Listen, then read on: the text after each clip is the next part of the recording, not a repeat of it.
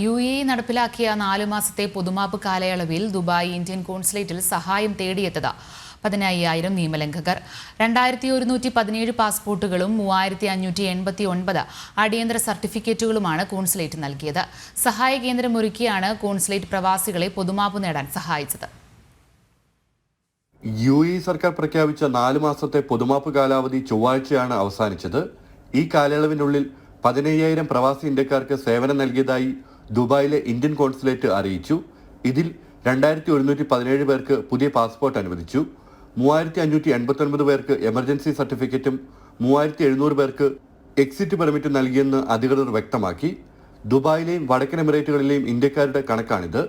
അതേസമയം പൊതുമാപ്പ് സേവനത്തിന് പിന്തുണ നൽകിയ UAE ഭരണാധികാരികൾക്കും എമിഗ്രേഷൻ അധികൃതർക്കും വിവിധ സംഘടനകൾക്കും കോൺസുലേറ്റ് നന്ദി രേഖപ്പെടുത്തി.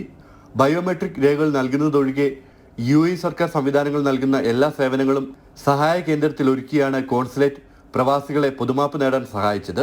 വിവിധ പ്രവാസി സംഘടനകളുമായി സഹകരിച്ച് കോൺസുലേറ്റിലും അലവീർ സെന്ററിലും ഹെൽപ്പ് ഡെസ്കും സജ്ജമാക്കിയിരുന്നു. ജനം, ദുബായ്.